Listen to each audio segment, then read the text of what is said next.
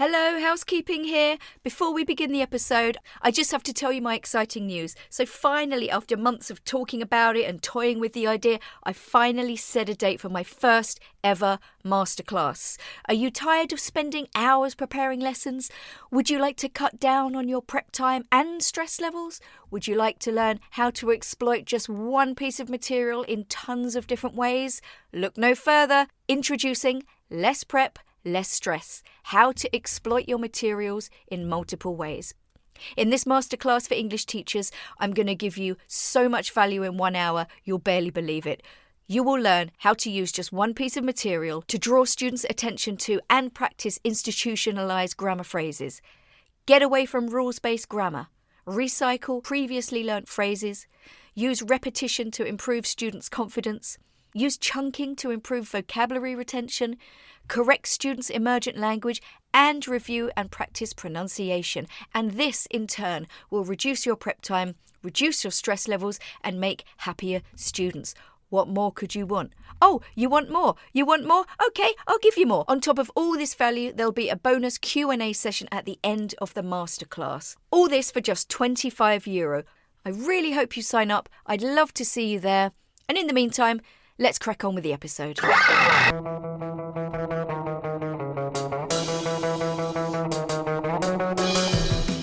Welcome to Everything EFL podcast. My name's Erin O'Byrne, and I absolutely love sharing my knowledge with you, my darling teacher, and helping you build not only community, but your students' confidence. I truly believe that a positive frame of mind is essential for your students to learn. There's also a bunch of other teachy stuff thrown in for good measure too. Are you ready? Let's go! Hello, you gorgeous teacher. This is Erin. Welcome to Everything EFL. If you're one of my lovely regular listeners, welcome back. If you're brand new, you're most welcome. I hope you stick around. Just a teeny bit of housekeeping before we get started. I have a new freebie. Click on the show notes. It's one of my favourite lesson plans I use with the B1 and up. It gives students the chance to form deeper connections and promote that all-important community building. So give it a shot and let me know how it goes. Okay, what are we talking about this week? So the last couple of episodes, the theme has sort of been prepping, okay? And what I'm going to talk about today is what do we actually need to consider when we're planning or prepping? So by the end of the episode, you'll have a slightly clearer idea, possibly some food for thought. I'm going to feed you, all right? This is my job for you today. So I think, first of all, a lot of teachers can be quite unrealistic with prepping, given the time and the syllabus constraints, because, we care. We want to try and do it all for our students. But at the end of the day, I think a lot of the stuff we do doesn't really work. So I've just got a few ideas for you, and I'm going to count them down in no particular order about what you need to consider when you're planning or prepping. Okay, so firstly, you don't necessarily need loads and loads of content. Review is just as important. Don't forget review. Students forget very easily. They've got loads of other stuff going on in their lives. Sorry to break that one to you, but your English lesson isn't the only thing. Probably not the centre of their lives either. You have to create opportunities for students to recall the information and to form further connections. Our brain retains information and learns language by forming different connections, and you have to form different connections, possibly emotional ones, experiential ones. So, you have to create opportunities for that to happen as well. So if you've got like a 45-minute lesson, let's say, okay, because I think a lot of mainstream school teachers have 45 minutes or an hour, maybe just focus on doing one thing well and then a review rather than cramming in more. And I know what you're thinking. I know what you teachers are going to say in the mainstream. It's that dreaded S word, the syllabus.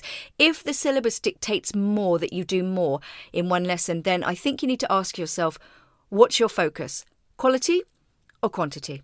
And if you're still thinking, well, I have to do everything that the syllabus dictates, then maybe you need to make a few tough decisions. Are you still on the fence? Okay, consider this. You have two possible outcomes, okay? A, you try and do everything on the syllabus and your students know nothing well and they're completely overwhelmed and they probably don't feel like they've learned anything. Or B, you do a little bit less content, maybe narrow the focus a bit, and then students know a few things fairly well. Does that mean they've learnt? Probably not, but they might understand and retain just a little more than option A. So secondly, if planning or preparation takes you more than the actual time it takes to use the material in class, forget it. Unless you're doing something that you can keep and use again and again. I used to sit and make amazing materials for hours, unpaid, and then I thought to myself, what's the point? Okay? Or you could find a way to, create one thing or steal one idea and use it in lots of different ways, or use it again somehow. If you're kind of interested in that, join my masterclass, links below. Number 3, consider, how long do I actually want to spend planning in my day? That is all.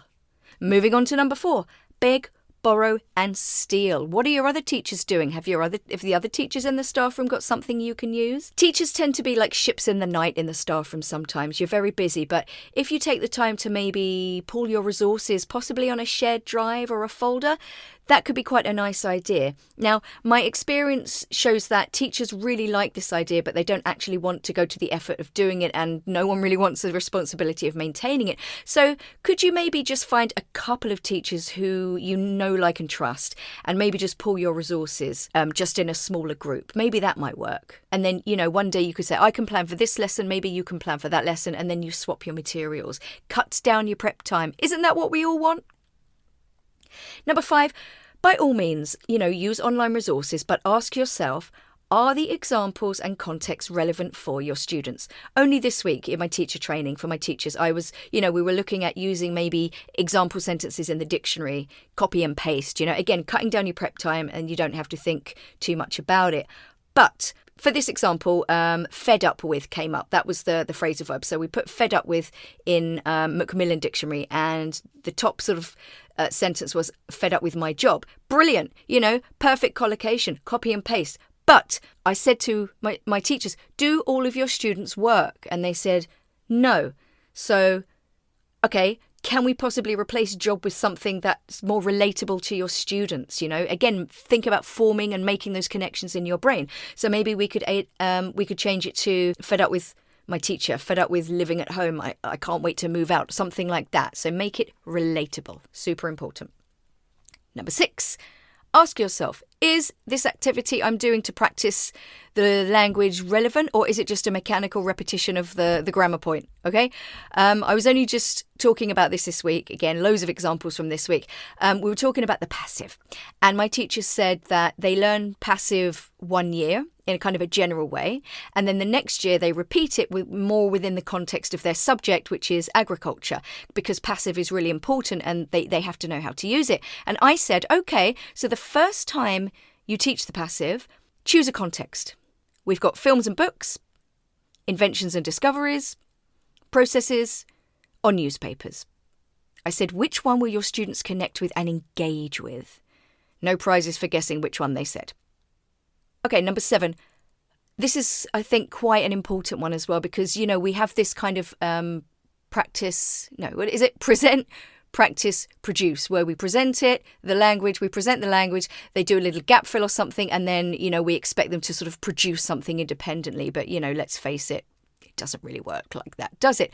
Would it be better to facilitate a more controlled, scaffolded activity sometimes? We know that the goal is to get them speaking, but maybe they're just not ready for it at this point, especially if they're doing something really complex. So possibly, getting them to write a dialogue or making some kind of poster using the vocab that you've learned or something like that.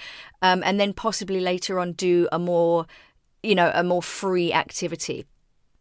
Number 8. How are you going to organise and store your material? Now, this might sound obvious to some of you, because some of you I know are highly organised, but I've met a million teachers who are not, and their pigeonhole or their locker is just full of piles of paper, okay? Make it easy on yourself. If you are going to use the material again or the lesson plan again, you need to know where to find it, okay? It could be a USB, it could be on the cloud, it could be physical files, but take the time to label, sort, categorise. You'll thank me later, I promise. Number 9, ask yourself, what do my students need right now? Okay, we'll use the present perfect have you ever phrase as a structure as an example, okay? Do you really need, or do your students really need to practice every irregular verb under the sun? Or maybe, should you focus on 6 or 7 fixed or institutionalised phrases with have you ever? Think about the verbs that are commonly used with have you ever. You're probably thinking of, have you ever seen? Have you ever been to? Have you ever read? Have you ever met? Have you ever tried? So narrow your students' focus when it comes to grammar with just a few verbs. Also, vocabulary lists. I hate vocabulary lists. We all have them in the books.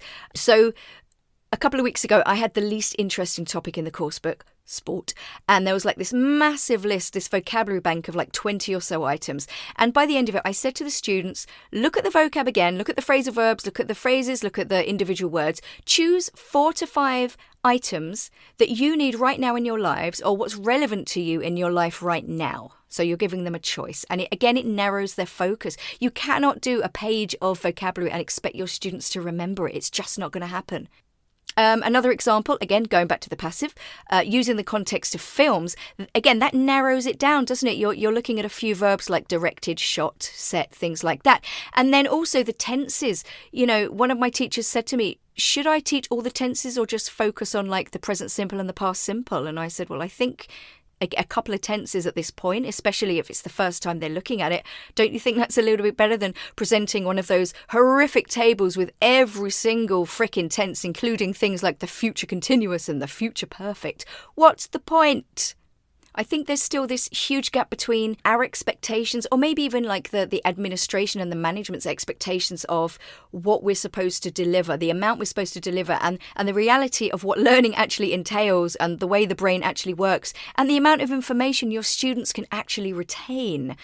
So I'm going to say it again, narrow your focus. And finally, number 10, anticipate problems that you are going to come across in your lesson. Okay, this is vital. So what words are going to cause pronunciation issues?